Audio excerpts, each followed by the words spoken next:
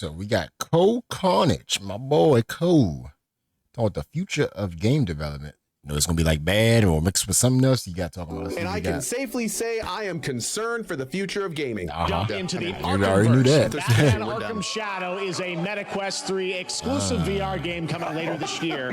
Dude, Batman, you face. So when I say I am concerned, that is of course a very incendiary statement. Gaming I development. both am and I'm not. Why?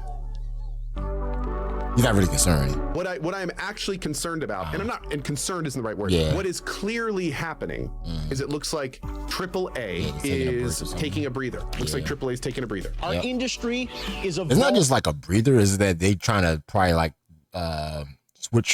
fix up their team, because a lot of game developers are freaking getting fired, and like I don't know, the number is fucking crazy.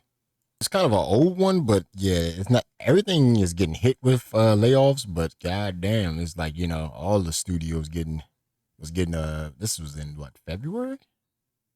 Yeah, February, update in February, whatever. And like Twitch, Discord, it's probably got more to this now. You know, some of the companies probably just, you know, dissolve. But yeah. They was getting hit with everything, you know. It just keeps going and going.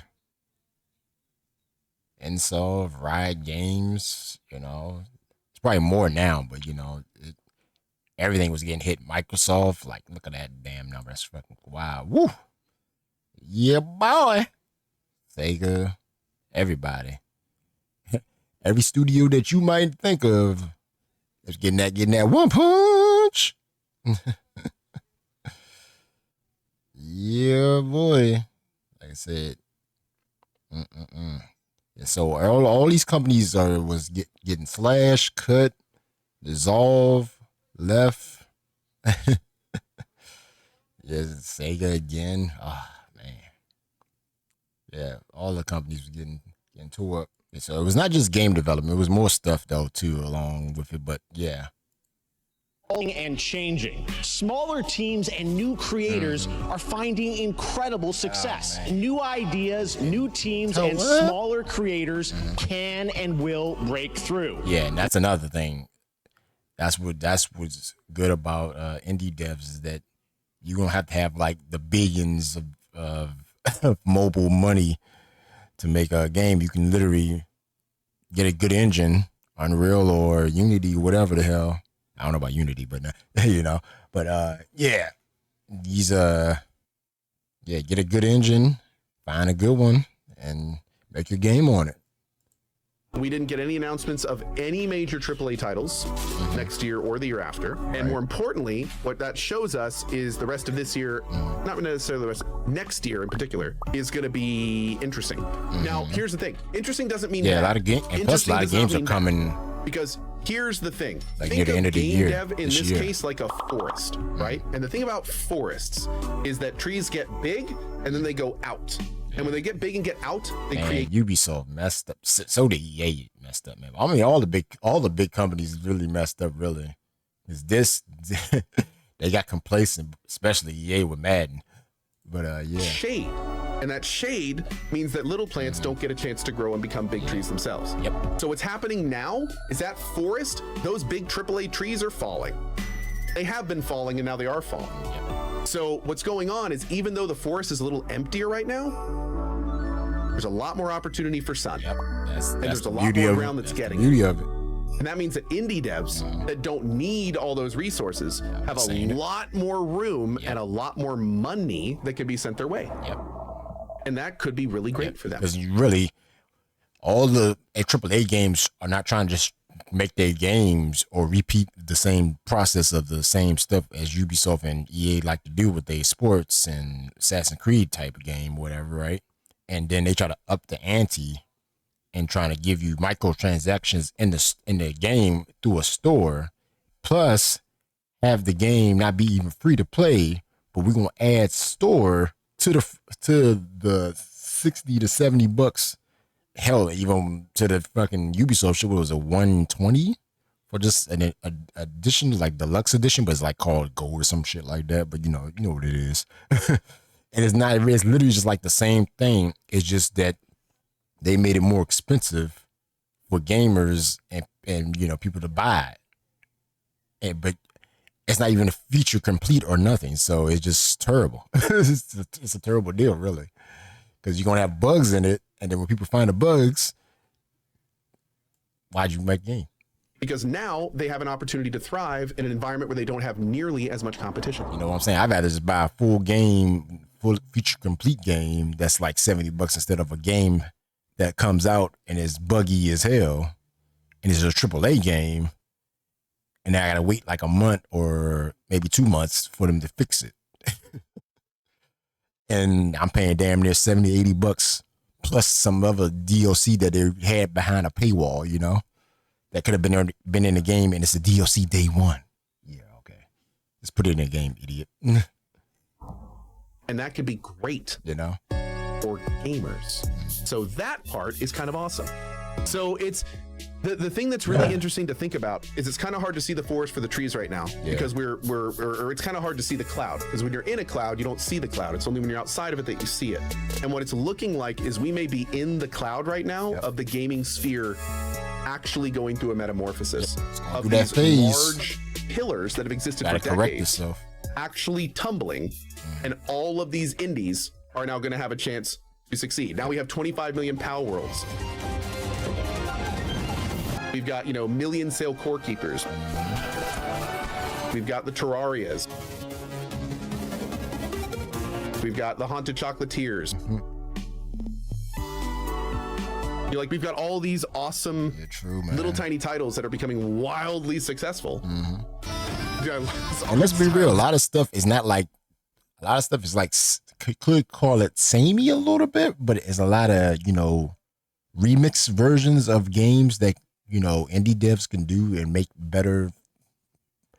Prime example, like Power, you sort of Pokemons and the comparison thing, but you see like a different version of it, a different type, you feel the difference of the game, right? But I just don't want to sit there, capture Pokemon. I capture and shoot them, I can capture and shoot them. I could drive them and fly them, It's wild, And most games are like that. Wait, is it it's even like in Auto 90s. Battler plus action? Bro, if this is like a roguelite where you have builds and stuff, this could be amazing. I am totally checking this out. Hey, there it is. Oh, it's co-op too. The little prototype of just a character holding the device. Oh, how having cool. an endless running motion and jumping at the same time as seeing it in 2D and 3D. And then the other part of it. Man, dude. Yeah. I'm gonna be blunt. I'm not even super interested in this game, but this tech and these guys are awesome. Yeah, see, you can have like a different version of seeing the game. Is getting me off so much. This is great. And that's exactly what I'm talking about. See, remix awesome, versions of frankly, those games are fantastic. Gameplay styles. Even better for us, this means that the people, in a lot of ways, that really love games because they just love them are the ones that are going to be making our games and the ones that are going to be getting our money. Yeah. And that's exciting. It's great. Nice. And you may already be playing our first game. Our first game's Mars awesome. First Logistics. And frustrating as fuck. We're Trinket Studios, creators of Battleship In a good way. Brigade, and this is our card. Oh, I played this Battleship Brigade. This is actually really good too. We are Studio Yep, Any like a Percent, Gundam and we're card. making the Like what? Marsfield Archives, a game about building and exploring connections. Hi. How are you going to build a social game called Any Percent? The demo for one button buses. Our boss rush. Are you speed running social stuff? And a ton of buttons to beat. Hey, I'm Husband, game director at Husband. See, that's the thing. You can like change it up. It's exciting to think that all game that. dev could be starting to shift a bit. That kind of look like, it almost look like Star Fox a little bit, all these billions of dollars of resources that are going into them could maybe start going to the people that actually are like us and love playing and making games. Yes. And not just to the giant companies that are taking that money, making it a random number on a spreadsheet, and then being proud of that number. Yeah, that's not. Instead of the product it represents. Because most of them people that doing that, the high now, this big game in the AAA or whatever, they just doing the same thing, keeping the same process. It's just a switch. They just switching the number like a Madden, and just let's give you a little tweak, a little slight little update to a feature that we took away. You know, we're gonna put that little feature back in a little bit for another year, bring it back out the next year. You know, say some stuff like that. You know, and people complain and stuff, but they still buy it. You know, again, like I always say, don't freaking pre-order shit at all unless you really want that game or you like the gameplay of it. Because if they don't show no gameplay, screw the damn trailer. If they don't show the gameplay, nope. Optimistic. I'm not naive, but I am optimistic.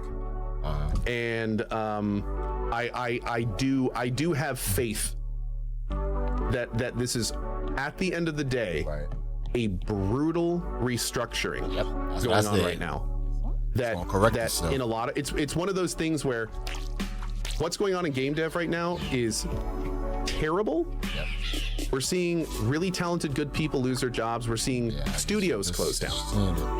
And unfortunately, right now, a lot of the people that cause that pain are not suffering from it. And let's see that one more time. Let's see that one more time.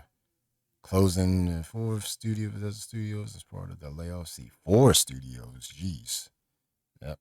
12 layoffs. President, CEO will cut their pay. And that's another thing also about people getting cut. They pay getting cut, and the CEOs keep getting bonuses. That's another problem. The CEO of these companies, gaming companies, but all, you know, a lot of companies in general, but gaming specifically, we're talking about here. They keep giving the president or whatever CEO of the company more money, and then lay off the developing team. What? How the hell you gonna make more money if you get rid of the people and creative people in your damn company? This is ass backwards logic, but it's a business move type shit though. But I see that move, and I raise you Japan, which they never usually get rid of a lot of games. They keep their damn people all day. This is like a U.S. English speaking bullshit, you know. Like Game Freak. I don't know how times Game Freak has filled with Pokemon and shit, and people talking bad shit, and they still around. Like what? This is like 343 getting fucking over gamers now. I mean, they've been doing that for years, but making another game, just Halo, and it's not even a fucking first person shooter. It's some other shit. It's not even RTS or nothing. It's some random shit that nobody wanted, and they still around. They're like, yeah, we ain't gonna lay these guys off. We need them. What? Microsoft? Get rid of them motherfuckers. What? You know? But yeah, I'm not surprised that most of these people like EA or something like that, that's what they do. Now, a lot of the people that cause that pain are not suffering from it. Yeah. But, and I'm talking about like the people at the heads of these corporations making the decision. Yep. Like they're not the ones that are getting fired. Yep. They're not the ones getting their company shut down. Yeah, they're not getting no pay cut. They're not cutting their pay to keep the game devs and get more money, you know? And what makes sense, you will keep the people that give you money, or the people that make the money for you, you keep them. But nah, I gotta get rid of them motherfuckers. So although it is a terrible, terrible time, just keep in mind that hopefully there will be a silver lining here. Yeah, and more importantly, what I think a lot of people are seeing that love money is that maybe there's better and other industries to make it in that are a lot easier to do. Yep. Yep. So, and that's why some of them devs will probably go to like movies and other stuff and maybe see, I don't know if they're going with CGI stuff, but that could be another thing, or AI generated stuff, you know, because the whole thing is going to be changing up. Hopefully the people that are in game dev just for the money are looking at everything going around right now and going, maybe I should go somewhere else. Yep. And that way, maybe the people that are that are actually making the games and can keep making them. I know that's exactly what I'm saying, Cole. That's exactly what the hell I'm saying, man. Why would get rid of your money makers that makes you money? I don't know, man. I gotta get me a raise, bro. I gotta give me that raise, man. Come on, hook me up, baby. I'm a CEO of the company. I gotta give me a raise. I gotta lay these people off, you know. I gotta give me a raise. I gotta lay these guys off, man. Man, they made me fucking billions, man. I gotta lay them off now, baby. Anyway, stupid. I hope you had fun today. It's fun for me. Yeah, that was good. All right, Future Gaming by Co. Motherfucking Carnage. Go follow Co, people, if you didn't know. There he is. It's a good video though. That was a good video. 6-minute video. It's probably longer on mine, but yeah. There you go. Hope you don't mind, Cole. Hope you don't mind, man. Appreciate it, baby. But yeah, man. He's right. I was saying it too. I was like, yep, this is, yeah, man. A lot of game developers just like in shambles, you know, for the most part. And also, it's like there's no unionization of the game industry, so that, you know, they can get rid of you almost like a snap of the hand, you know, like Thanos your ass in a minute, you know. But there you go, man. Future gaming, indies rising up, baby. Gotta rise up to the occasion because these corporations just gonna keep raising the price for these gamers, and they're gonna have to eat shit sooner or later because 70 to 80 to 90 bucks for one game ain't gonna cut it. I'm telling you. Goodbye, AAA.